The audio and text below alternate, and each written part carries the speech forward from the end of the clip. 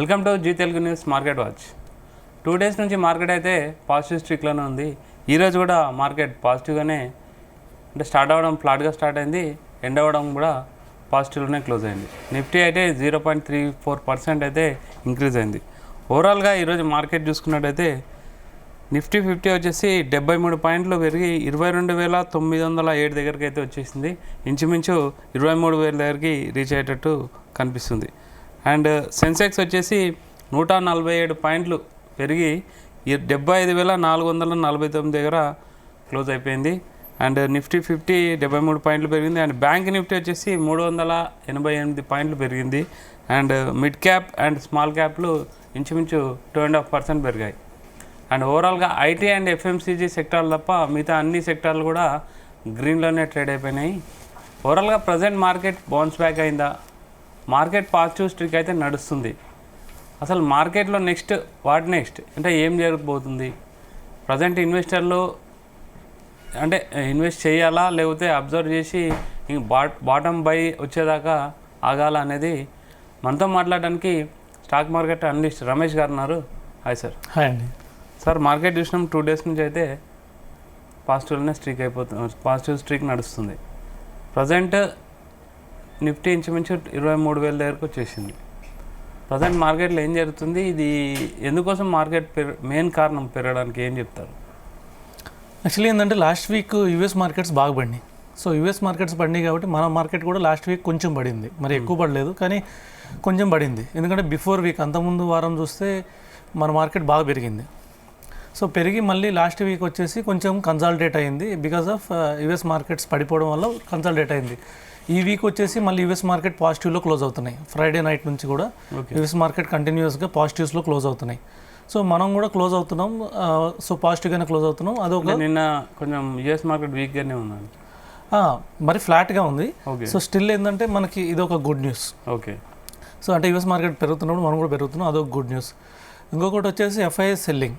Okay. So continuous almost 17 session తర్వాత నిన్న ఒక్కరోజే పాజిటివ్ బయింగ్ వచ్చింది. ఓకే. సో 17 సెషన్స్ నెగిటివ్లో క్లోజ్ అయితే నిన్న ఒక్క సెషనే పాజిటివ్ క్లోజ్ చేశారు. ఓకే. సో అది గుడ్ థింగ్. అంటే ఇక్కడ ఏమైనా ఎఫ్ఐఎస్ కన్సాలిడేట్ చేస్తున్నారా, అంటే ఏమైనా బయింగ్ మొదలు పెడుతున్నారా? ఓకే. సో ఎందుకంటే మన ఇండియాలో నుంచి చాలా అమౌంట్ తీసేశారు. అమౌంట్ చైనా దగ్గర, ఇంకోటి హాంకాంగ్ మార్కెట్, ఇంకోటి సింగపూర్ మార్కెట్ అక్కడ ఇన్వెస్ట్ చేశారు. సో అక్కడ కొద్దిగా ఓవర్ వెయిట్ అవుతున్నామని, సో కొద్దిగా ఇండియా కూడా బ్యాలెన్స్ చేద్దామని కొంచెం మళ్ళీ ఇన్వెస్ట్ చేస్తున్నారా? ఇది ఒక పాజిటివ్ పాయింట్. ఇంకొక పాయింట్ ఏంటంటే డాలర్ ఇండెక్స్ ఏదైతే ఉందో ఆల్మోస్ట్ 100 దగ్గరికి వెళ్ళిపోతుంది. డైలీ డౌన్ అవుతుంది. సో 100 దగ్గరికి వెళ్ళిపోతుంది. సో ఇది 100 దగ్గరికి వెళ్తుంది కాబట్టి మెటల్ ఇండెక్స్ బాగుండి మెటల్స్ పెరుగుతున్నాయి. ఓకే. సో అది ఒక పాజిటివ్ పాయింట్. క్రూడ్ కూడా ఆల్మోస్ట్ 65 బ్యారెల్కి వచ్చేసింది. ఇది ఇంకా తగ్గే అవకాశం కనిపిస్తుంది. ఇంకో $10 తగ్గే అవకాశం కనిపిస్తుంది మార్కెట్లో. సో ఎందుకంటే యుఎస్ ఎక్కువ ఫ్లో చేయడం, సో వీటన్నిటి వల్ల కూడా కొంచెం, అలాగే యుక్రెయిన్ వార్ కానీ కొద్దిగా కూల్ అవ్వడం, సో ఓపెక్ దేశాలు కొంచెం క్రూడ్ని ఎక్కువ ప్రొడ్యూస్ చేయడం, సో ఇవన్నీ కారణాలు యాక్చువల్గా. ఓకే. సో క్రూడ్ తగ్గడానికి. సో వీటన్నిటి వల్ల ఏంటంటే కొన్ని పాజిటివ్ థింగ్స్ ఉంది. ఇంకోటి ఏంటంటే మన మార్కెట్ బాగా ఓవర్ సెల్లింగ్ మోడ్లోకి వెళ్ళిపోయింది. ఓకే. సో కంటిన్యూస్ 5 months ఎప్పుడు జరగలేదు, అంటే ఆల్మోస్ట్ 22 years తర్వాత సో కంటిన్యూస్ 5 months ఫాల్ అయింది మార్కెట్. ఓకే. సో ఎక్కువ ఫాల్ అవ్వడం, సో బాటమ్ అవుట్లోకి వచ్చామని చెప్పేసి కొద్దిగా ఇన్వెస్ట్ చేయడానికి, సో ఇన్వెస్టర్స్ మేబీ ఎఫ్ఐఎస్ అలాగే డిఐఎస్ ఎవరు ఉన్నారో డిఐఎస్ కూడా కంటిన్యూస్లీ ఇంక్రీజ్ చేస్తున్నారు. ఓకే. సో మన డొమెస్టిక్ ఇన్వెస్టర్లు ఎవరైతే ఉన్నారో వాళ్ళందరూ కంటిన్యూస్గా ఇన్వెస్ట్ చేస్తున్నారు కాబట్టి ఇది ఒక పాజిటివ్ పాయింట్. సో ఇంకా ఎస్ఐపి డాటా కూడా స్టడీగా ఉంది. సో కంటిన్యూస్ ఇన్ఫ్లోస్ ఉన్నాయి. సో ఇవన్నీ మార్కెట్ చాలా అంటే కన్సాలిడేషన్ స్టేజ్లోకి వచ్చాం. ఇంకా అప్పుడే మనం అప్మూవ్లోకి వెళ్ళిపోయాం అనుకోవడం లేదు, కానీ కన్సాలిడేషన్ స్టేజ్లోకి అయితే వచ్చాం. ఓకే. సార్, నిఫ్టీ చూసుకుంటే నియర్ 23,000కి వచ్చేసింది. నిఫ్టీలో మెయిన్ చూసుకుంటే ఐటీ స్టాక్స్ అయితే బాగా డ్రాగ్ చేసినాయి మార్కెట్ని. మెయిన్ 4 పెద్ద ఐటీ కంపెనీస్ అయితే బాగా డ్రాగ్ అయిపోయినాయి. 23,000 దగ్గరలోకి వచ్చినాయి నిఫ్టీ. లెవెల్స్ ఎలా ఉండిపోతాయి? సో అంటే ఇక్కడ నుంచి మళ్ళీ న్యూ లెవెల్స్ ఫామ్ అయినాయి. ఇంతకుముందు ఏదైతే చెప్పుకున్నామో 22,800 ఏదైతే రెసిస్టెన్స్ అని చెప్పుకున్నామో అది అబౌవ్ క్లోజ్ అవుతుంది మార్కెట్. ఓకే. సో మళ్ళీ 23,200 23,300 వరకు మళ్ళీ మార్కెట్ వెళ్ళే అవకాశం క్లియర్గా కనిపిస్తుంది. 23,200 రెసిస్టెంటా? సో రెసిస్టెన్స్ మళ్ళీ సో కొంచెం పెరిగింది యాక్చువల్లీ స్టేజెస్. యాక్చువల్లీ 22,800 నుంచి 500 పాయింట్స్ అప్ మూవ్ అయింది. ఓకే. అలాగే 500 points down move. So last week closing ఏదైతే సపోర్ట్ ఎంత ఉండొచ్చు? లాస్ట్ వీక్ క్లోజింగ్ ఏదైతే ఉందో 22,300. ఓకే. సో అక్కడ కొద్దిగా సపోర్ట్ దొరికే అవకాశం ఉంది, ఎందుకంటే కంటిన్యూస్ 3 సెషన్స్లోనే 22,300 నుంచి 22,000 ఆల్మోస్ట్ 900 క్రాస్ అయిపోయింది. Okay. Almost 500 to 600 points rally జరిగింది. సో అలాగే కొద్దిగా ఫాస్ట్ మూవింగ్ జరిగే అవకాశం ఉంది, అంటే మళ్ళీ పడితే మళ్ళీ ఇంకో 200 పాయింట్స్ ఫాస్ట్గా పడి సో మళ్ళీ సపోర్టింగ్ లెవెల్స్ దగ్గరికి వెళ్ళే అవకాశం ఉంది. కానీ కొంచెం పాజిటివ్ థింగ్స్ అయితే కనబడుతున్నాయి, కొంచెం ఫ్రెష్ బయింగ్ చేసే అవకాశం వచ్చింది మార్కెట్లోకి. అంటే కాకపోతే మన దగ్గర ఒక 100 రూపీస్ ఉంటే ఇమీడియట్గా ఇన్వెస్ట్ చేయకుండా ఒక 20 రూపీస్ ప్రజెంట్ ఇన్వెస్ట్ చేసే అవకాశం కంపల్సరీ మార్కెట్లో కనబడుతుంది. ఓకే. అంటే స్మాల్ అండ్ మిడ్ క్యాప్ చూసుకుంటే 2.5% పెరిగింది ఇంచుమించు. అంటే ఇప్పుడు స్మాల్ అండ్ మిడ్ క్యాప్లో ఇన్ని రోజులు మనం బై చేయకూడదు, కొంచెం అబ్జర్వేషన్లు ఉంటే బెటర్ అన్న. వాట్ ఇది రైట్ టైం టు బై? అంటే ఇది బ్రాడర్ ఇండెక్స్ కాబట్టి ఫాస్ట్గా పెరుగుతుంది, అలాగే ఫాస్ట్గా తగ్గుతుంది. ఓకే. సో కొంచెం అంటే ఇందులో వచ్చేసి మూమెంట్స్ కానీ వాల్టాలిటీ ఎక్కువగా ఉంటుంది. సో కొంచెం బై చేయాలనుకుంటే అదే ఇప్పుడు కొంచెం 20% బై చేయొచ్చు. ఓకే. డెఫినెట్గా కొద్దిగా పాజిటివ్ మూవ్ ఉంది కాబట్టి. సో కొంచెం ఒక 20% డౌన్ అయితే మళ్ళీ ఇంకొద్దిగా ఇన్వెస్ట్ చేయొచ్చు. సో మనకు తెలుసు ఆల్రెడీ 40% పడినాయి ఓకే స్టాక్స్. సో కొంచెం ఇప్పుడు బై చేసి ఇంకొద్ది పడితే ఇంకొద్ది బై చేయొచ్చు. అలా ఎనీవే మనం సార్ ఇప్పుడు జనరల్గా ఇప్పుడు అందరికీ ఇన్వెస్టర్లకు డౌట్ ఇదే సార్, ఇప్పుడు బాండ్స్ బ్యాక్ అంటున్నారు, అంటే ఈ టైంలో మొత్తం మళ్ళీ లంసం పెట్టాలా, కొంచెం డిప్ వైజ్ కొనాలా, అంటే ఎలా? ఇప్పుడు మళ్ళీ కంటిన్యూగా పాజిటివ్లోకి వెళ్ళింది అనుకోండి మార్కెట్, ఆపర్చునిటీ లాస్ అవుతాం. అంటే ఇక్కడ బాగా కన్ఫ్యూజన్గా ఉన్నారు, ఏం చేయమంటారు ఇన్వెస్టర్లు? అంటే ఇప్పుడే మనకి కంటిన్యూస్గా పాజిటివ్ మూవ్ అయితే కనిపించలేదు మార్కెట్లో. Okay. So 1 leg of positive view కనబడుతుంది, స్ట్రెంత్ లేదంటారా? ఇంకా స్ట్రెంత్ అయితే పర్ఫెక్ట్ 100% స్ట్రెంత్ అయితే ఇంకా రాలేదు మార్కెట్లోకి. ఆపర్చునిటీ మిస్ కాకూడదు కాబట్టి ఇప్పుడు 20% ఇన్వెస్ట్ చేయాలి. సో ఇంకొద్దిగా మార్కెట్ డౌన్ అయితే ఇంకో 20% ఇన్వెస్ట్ చేస్తాం. సపోజ్ మార్కెట్ అప్ అయినా కూడా మనం కొంచెం ఇన్వెస్ట్ చేస్తాం.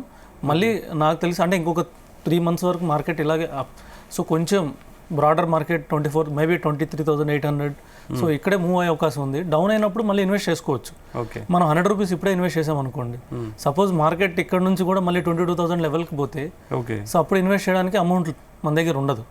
కాకపోతే మన దగ్గర 22,000 స్ట్రాంగ్ బేస్ రెడీ అయిపోయింది కాబట్టి సో అక్కడ కొద్దిగా ఇన్వెస్ట్ చేయాలి. కాబట్టి ఇక్కడ కొంచెం ఆపర్చునిటీ మిస్ కాకుండా ప్రజెంట్ కంపల్సరీగా ఒక కొంచెం మార్కెట్లో ఇన్వెస్ట్ చేయొచ్చు.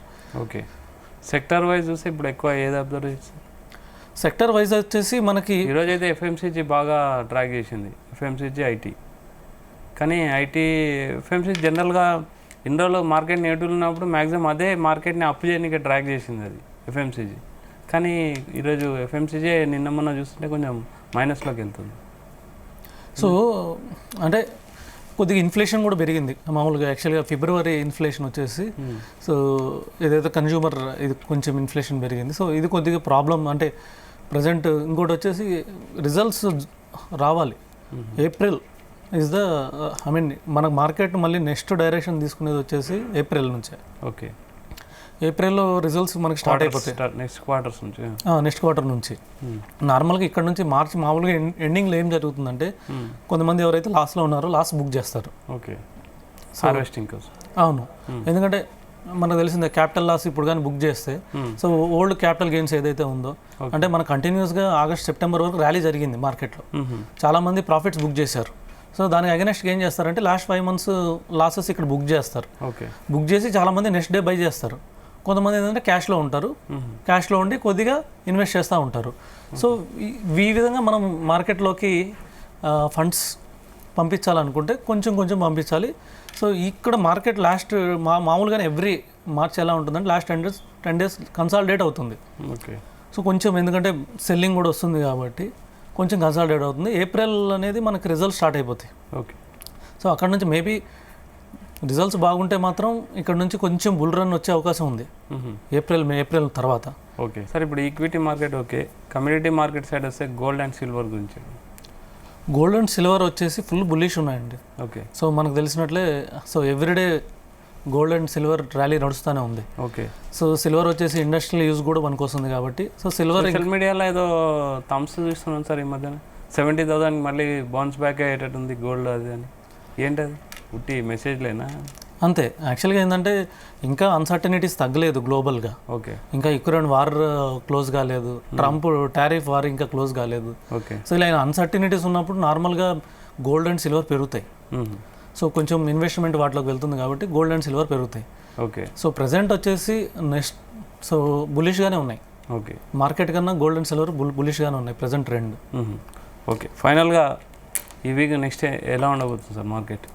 నార్మల్గా ఎవ్రీ మార్చ్ వచ్చేసి లాస్ట్ 10 days కన్సాలిడేషన్ స్టేజ్లోనే ఉంటుంది మార్కెట్. ఓకే. ఎందుకంటే కొద్దిగా లాసెస్ బుక్ చేస్తూ ఉంటారు మార్కెట్లో. సో బై 25th మొత్తం లాసెస్ బుక్ చేసేస్తారు. సో క్యాపిటల్ లాస్ తప్పించుకోవడానికి, క్యాపిటల్ గెయిన్ ఏదైతే ఉందో దానికి తప్పించుకోవడానికి సో కొంచెం కన్సాలిడేట్ స్టేజ్లోనే ఉంది, అవకాశం ఉంది. కానీ లాస్ట్ 3 daysని బట్టి చూస్తే కొద్దిగా ర్యాలీ అయితే కంటిన్యూ అవుతుంది. సో అదే ఏదైనా ఈ రేంజ్ బౌండ్లోనే ఉంటుంది మార్కెట్. సో ఒక 500 to 700 points up move, 500 to 700 points down మూవ్లోనే ఉండే అవకాశం ఎక్కువ ఉంది మార్కెట్. Okay. Thank you very much sir. Welcome. ఇది రమేష్ గారు ఏం చెప్తున్నారంటే మార్కెట్ అయితే ఇంకా స్ట్రెంత్ లేదు, పాజిటివ్ స్ట్రీక్లోనే ఉంది, కానీ మార్కెట్లో స్ట్రెంత్ అయితే కనిపించట్లేదు. అక్యుములేట్ చేసుకోవడం బెటర్. ఒకేసారి లంసం పెట్టకుండా అక్యుములేట్ చేసుకుంటే మార్కెట్ పెరిగే విధానాన్ని బట్టి అక్యుములేట్ చేసుకుంటే మీరు కొంచెం సేఫ్ ఉంటారని చెప్తున్నారు. Keep watching Zee Telugu news.